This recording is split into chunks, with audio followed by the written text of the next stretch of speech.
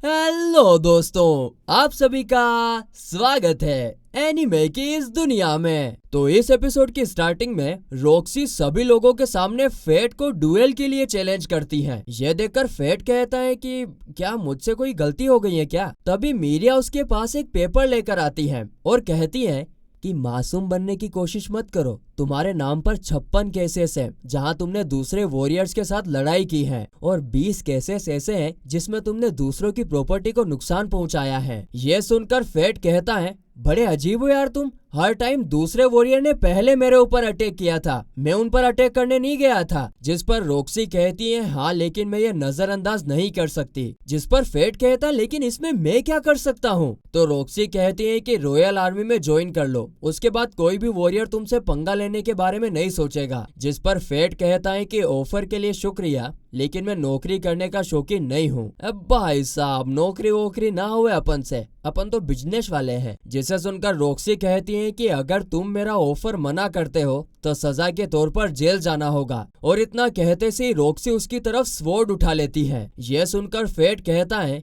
कि मुझे भी जेल जाने का कोई शौक नहीं है। और इतना कहकर वो भी उससे लड़ने के लिए स्वॉर्ड उठा लेता है, मगर उसके ऊपर केस लगी हुई थी। जिसे देखकर रॉक्सी कहती है कि सुनो, मेरा पीछे हटने का कोई इरादा नहीं है, इसीलिए सीरियस होकर लड़ने में ही तुम्हारी भलाई है। और इतना कहते ही उनकी फाइट स्टार्ट हो जाती है, जहां रॉक्सी फेट के ऊपर भारी पड़ने लगती है। जो देखकर फेट सोचता है कि मेरे स्टेट्स तो इससे ज्यादा है, लेकिन फिर भी लेडी रॉक्सी को मैं हरा क्यों नहीं पा रहा हूँ। फेट जब ये सोच रहा होता है तो लेडी रॉक्सी उस मौके का फायदा उठाकर उसके ऊपर अटैक कर देती है, जिससे फेट का मास्क थोड़ा सा टूट जाता है। जिस पर रॉक्सी कहती है कि अगर तुम सीरियसली फाइट नहीं करोगे तो मैं तुम्हारी पहचान सबके सामने ले आऊंगी। और इतना कहकर वो फेट पर एक और काफी तेजी से अटैक करती है, जिससे फेट बचकर थोड़ा सा दूर चला जाता है। इसके बाद फेट अपने होली नाइट स्किल का इस्तेमाल करता है, जो देख के रॉक्सी हैरान हो जाती है और कहती है कि तुम होली नाइट स्किल का इस्तेमाल कैसे कर पा रहे हो, क्या तुम पहले एक होली नाइट थे। जिसके जवाब में फेट कहता है कि नहीं, मैं सिर्फ एक वॉरियर हूँ। और बस इतना कहते ही फेट उसके ऊपर अपने होली नाइट स्किल से अटैक कर देता है, जिसको रोकने में रॉक्सी को काफी मुश्किल हो रही थी। लेकिन तभी फिर फेट की नजर रॉक्सी के नेकलेस पर चली जाती है, जिसे वो पहचान लेता है कि ये नेकलेस तो उसी क्रिस्टल से बना है जो क्रिस्टल उसने रॉक्सी को गिफ्ट किया था। और फिर जब वो वापस से सोच में डूब जाता है तो रॉक्सी एक अटैक करके उसके स्वॉर्ड को दूर फेंक देती है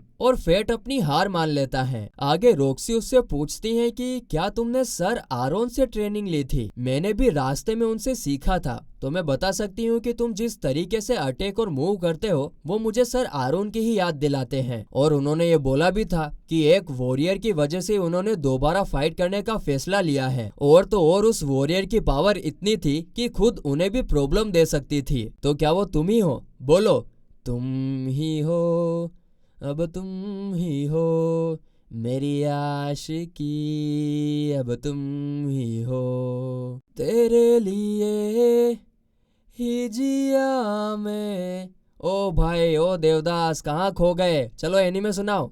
हाँ ठीक है ठीक है। जिस पर फेट कहता है कि अगर मैं वो हूँ भी सही तो तुमसे क्या, तुम अपने काम पर ध्यान लगाओ और गालिया में खुद को प्रोटेक्ट करने पर ध्यान दो। इतना कहकर वो वहाँ से जाने लगता है और सोचता है कि अभी लेडी रॉक्सी की जान को खतरा है, लेकिन फिर भी वो मेरे बारे में सोच रही है। तभी उसके सामने मुगन आ जाता है और कहता है कि मैं तुमसे काफी इम्प्रेस हुआ। अब मैं समझा कि तुमने उस रोबोट मॉन्स्टर को इतनी आसानी से कैसे हराया था। जिस पर फेट कहता है कि उस रोबोट मॉन्स्टर को कोई कंट्रोल कर रहा था, उसकी बॉडी में भी वही सेम निशान था जो दूसरे सालमेंडर्स पर था। अगले सीन में लैब में एक लड़की जिसका नाम लाइने है, वो उसकी दोस्त से पूछती है कि वेलरिक फैमिली में चल क्या रहा है। जिस पर उसकी दोस्त कहती है कि सुनने में तो आ रहा है कि उन तीनों में से सबसे एल्डर सिबलिंग ने अभी अपने आप को एक रूम में बंद कर दिया है और वो फिलोसोफर स्टोन के ऊपर रिसर्च कर रहा है। यह सुनकर लाइने कहती है कि फिलोसोफर स्टोन, और फिर वो बुक शेल्फ में से एक बुक निकालती है और उसमें से फिलोसोफर स्टोन के बारे में पढ़ते हुए कहती है कि फिलोसोफर स्टोन किसी भी चोट को हील कर सकता है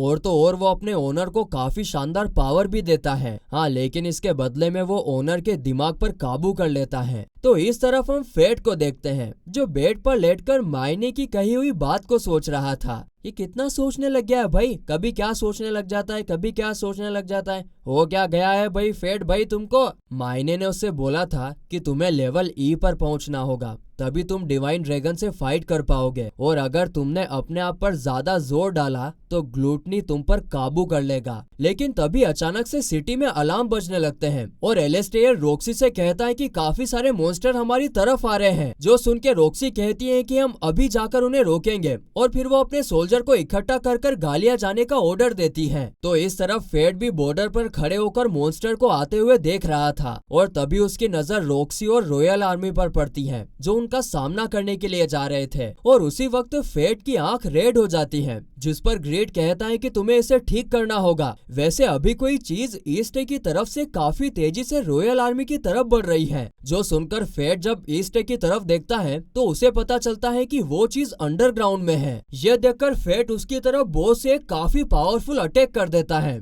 जिससे वो मॉन्स्टर जमीन से बाहर निकलता है। फेट देखता है कि उसके ऊपर भी वही निशान है जो रोबोट मॉन्स्टर के ऊपर था। यह देखकर फेट उसके ऊपर कूद जाता है और उसके स्टेट्स देखकर हैरान हो जाता है, क्योंकि उसके सारे स्टेट्स 10 मिलियन से भी ज्यादा थे। और तभी अचानक से मॉन्स्टर फेट पर अटैक कर देता है, जिस पर फेट शील्ड का यूज करके बच जाता है। तो ग्रीड कहता है कि इसका एसिड इतना खतरनाक है कि अगर ये तुम्हें टच भी करता है तो तुम वहीं के वहीं मर जाओगे। यह सुनकर फेट अपने बो से उस पर एक अटैक करता है और ग्रीड से कहता है इस अटैक के साथ एक फायर इंचांटमेंट यूज करके हम उसे वहीं जला देंगे। और फिर जब वो अटैक करता है तो वो मॉन्स्टर वहाँ से गायब हो जाता है, मगर तभी पीछे से वो मॉन्स्टर अब भी जिंदा होता है और जमीन के अंदर चला जाता है। वो सीधे रॉयल आर्मी की तरफ जा रहा था। आगे जब फेट उसका पीछा करने की कोशिश करता है तो वो मॉन्स्टर अपनी बॉडी के 3 छोटे पार्ट से उसे रोकने की कोशिश करता है, लेकिन फेट उसे वहीं पर हरा देता है। और इसके बाद फेट थोड़ा आगे जाकर एक और काफी खतरनाक अटैक रेडी करता है और ग्रीड से कहता है कि इस मॉन्स्टर के पास सिर्फ एक कोर है, इसीलिए मैं इस अटैक से उसका खेल वहीं पर खत्म कर दूंगा। और फिर जैसे ही वो मॉन्स्टर बाहर निकलता है तो वो उसके ऊपर अटैक कर देता है, लेकिन तभी वो देखता है कि उसके अटैक से एकदम पहले उस मॉन्स्टर के ऊपर एक दूसरा अटैक लगता है, लेकिन वो मॉन्स्टर अभी भी जिंदा था। ये देखकर फेट काफी कंफ्यूज था, पर तभी उसकी नजर उसी मास्क पहने आदमी पर जाती है जिसे हमने पिछले एपिसोड के लास्ट में देखा था। उसे देखकर फेट उसके ऊपर अटैक करने के लिए कूदता है और तभी ग्रेट कहता है कि उसके पास भी एक मॉर्टल सीन का वेपन है जो कि है एनवी। तभी काफी सारे मॉन्स्टर्स उस आदमी के चारों तरफ जमीन से निकल आते हैं। ग्रेट कहता है कि अब मैं समझा, तुमने देखा था उस मॉन्स्टर के अंदर एक चीज गई थी, वो दरअसल एक मैजिक बुलेट थी जिससे उसके अंदर की ताकत बाहर निकल आती है। तभी अचानक से वो सारे मॉन्स्टर्स फेट को निगल लेते हैं, लेकिन फेट उसमें से बचकर बाहर निकल आता है और उस आदमी पर बो से अटैक कर देता है, लेकिन उसका अटैक उस तक पहुंच नहीं पाता है। जिस पर ग्रेट कहता है कि तुम्हारे स्टेट्स अभी मैक्सिमम लेवल पर पहुंच चुके हैं, ये एक इंसान की लिमिट है और तुम्हें लेवल ई तक पहुंचने के लिए तो इंसान से बढ़कर पावर चाहिए होगी। तुम्हारे अटैक का असर इसीलिए तो नहीं हुआ क्योंकि सामने वाला पहले से ही ई लेवल पर है। ये सुनने के बाद भी फेट उस पर स्वॉर्ड से अटैक करने की कोशिश करता है, पर वो आदमी उसे बड़ी आसानी से रोककर दूर फेंक देता है। और फिर इसके बाद वो आदमी अपने मैजिक बुलेट से फायर करने लगता है, जिसे फेट शील्ड से रोक तो लेता है, लेकिन इससे वो थककर नीचे गिर जाता है। तभी वो आदमी उसकी तरफ धीरे धीरे आगे बढ़ता है। तो फेट काफी ज्यादा डेस्परेट हो जाता है और सोचता है कि मैं कुछ भी करने के लिए तैयार हूँ, मुझे पावर चाहिए, चाहे इसके लिए मुझे किसी को मारना क्यों ना पड़े, चाहे वो मैं खुद ही क्यों ना हो, इसीलिए मुझे मेरी पावर दो, ग्लूटनी स्किल। तभी फेट की दोनों आइस रेड हो जाती हैं और उसमें से काफी तेज रोशनी निकलने लगती है। और ये देखकर वो आदमी समझ जाता है कि फेट लेवल ई पर पहुंच चुका है। इसके बाद फेट जब उस पर अटैक करने के लिए जाता है तो वो आदमी फिर से उस पर अपने मैजिक बुलेट से फायर करता है, लेकिन इस बार फेट उसके अटैक्स को बड़ी आसानी से डॉज करके बच जाता है और उसके पास जाकर पीछे से अटैक करता है। फेट के अटैक के कारण उसका मास्क टूट जाता है और हम देखते हैं कि ये आदमी और कोई नहीं बल्कि एलिस्टेयर है।